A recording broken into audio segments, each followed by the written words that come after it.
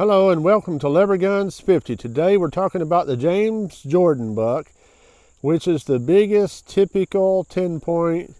I think it's just about the biggest typical 10-point ever shot, but in its time period it was the largest whitetail deer shot for like 60 years until somebody shot a 12-point that was a little bit bigger.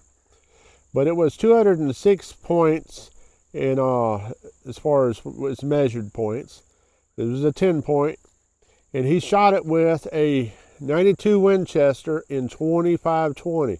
That's a pretty small cartridge, and it has 3 different loadings at that time in 1914 when he shot it. So at that time it had a 60 grain bullet doing 2,200 feet a second. A 87 grain bullet, it was either 87 or 86, but anyhow it was going 1,730 feet a second. And then it had an 87 or 86 grain bullet doing 1,340 feet a second. So 3 different loads, and we're going to assume because he was deer hunting and he shot a doe earlier that day that was pretty big, and he shot that doe with the same gun. I'm going to assume that he probably bought one of the high speed, I think Winchester called them the super speed loads. I mean, because if you're deer hunting and all you have is a 25-20, surely you're going to get the best loading you can for it. But we don't know that. We don't know what bullet he shot it with. And if one of you guys know, please leave it down in the comments if you found out what he shot it with. So anyhow, we got this gun out here, and we have some 25-20. Thanks to Hornady for producing some more. We found some over on Optic Planet, was able to pick them up. And right now we have the 60 grain bullet, and we also have a couple, as in just 2, of the 87 or 86 grain bullets. I'll have to weigh them, see how heavy they are. But anyhow, well, to get back to the story, James Jordan, he was, like I said, he shot that doe earlier that day. And so he told his buddy, he said, you take this doe, you can have the doe. I've seen these big buck tracks because it just snowed that morning, and I want to hunt that buck down, see if I can't find it. So he tracked it down and managed to get close enough to it that when the train went by and made all its noise, the buck stood up and looked around, and then he was able to see it and get some bullets in on it. Now, it didn't kill it right then. Maybe he had too much buck fever, was in too big a hurry or whatever, but he wounded it. It took off running, and he kept firing shots at it every time he saw it, every time he got a glimpse of it, and it kept running. So he managed to, it was going down toward the river, so he followed it for a while until they got down to the river. And while he was following it, he was digging around his pockets till he found another cartridge, and he only had 1 cartridge left.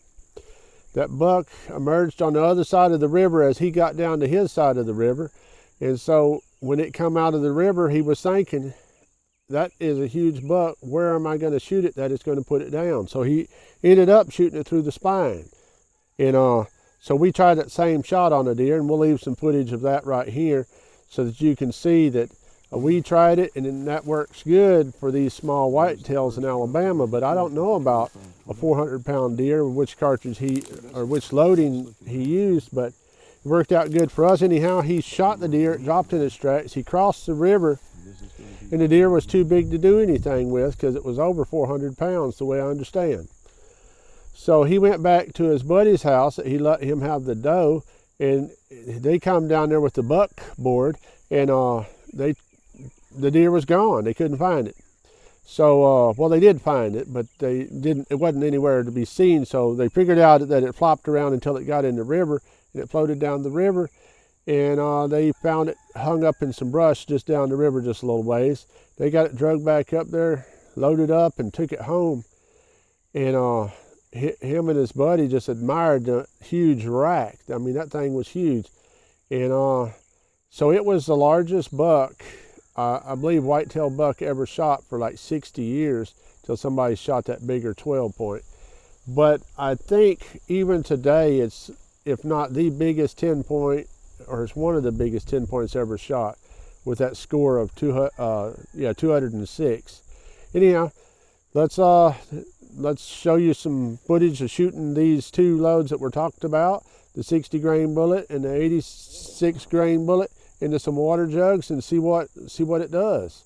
See if we can't capture some bullets. Here's the 2520 next to an empty 5.56 brass.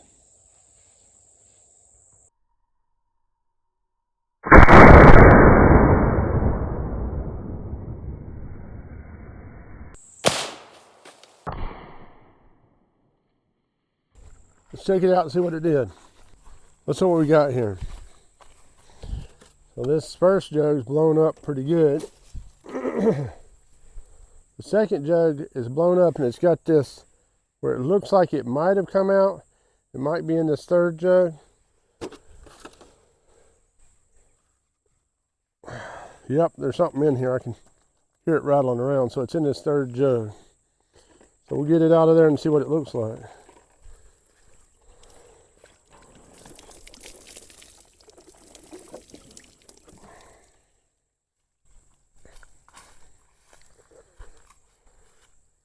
So here's what the bullet looks like. Went through, stopped in the third jug.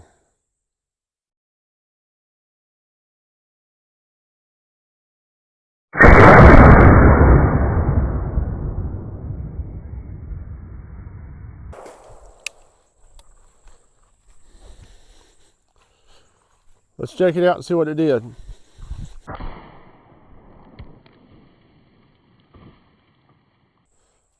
Well, it blew through these two jugs, and then it hit this jug here, and it exited, looks like it exited right here, so it might have bounced off of here.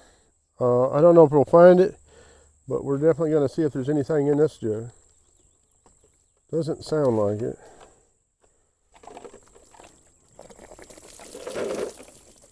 Well, there's nothing in it. So that bullet exited out the other side of the jug. So that did a little bit more than the 87 grain.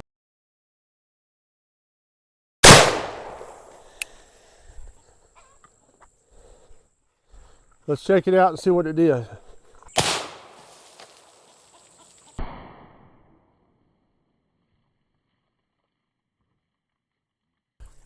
Okay, I picked these jugs up and put them back up here. It blew up the first two jugs pretty good again. And it went in this one and it kind of hit the side of it, and then it caused it to spin around it, I think, because I believe it's inside of here. Yep, there she is. There's that bullet right there.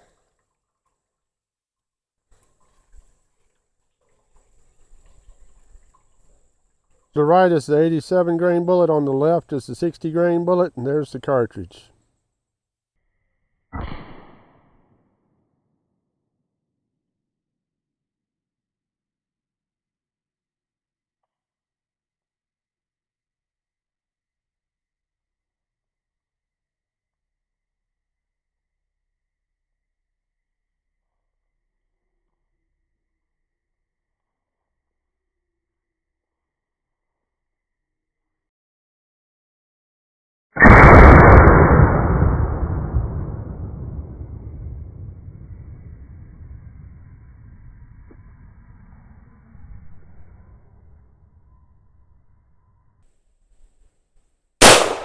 See what happened.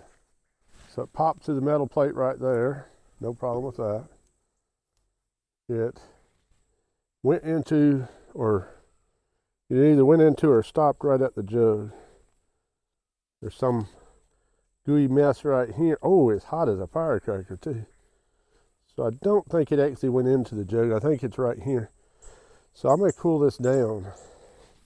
Move this flour out of the way so it don't make a big old doughy mess.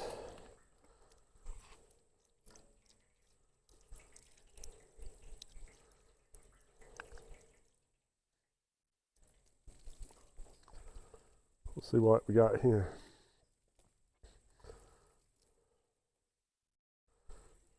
Well, it looks like what we have is the bullet smushed out. Hopefully you can see that on the metal plate back here. As you can see, that's the metal plate. Let's clean it up a little bit better with the garden hose. I don't know what you guys thought, but I thought the 2520, and this is actually a 53, but it's the same exact action as the 92. But this right here did a really good job. We had a whole lot of fun making this video and just exploring the little bit of power that the 2520 has to offer. And I hope you guys enjoyed it. I hope you give me a thumbs up. God bless each and every one of you. Come back and see me, you hear?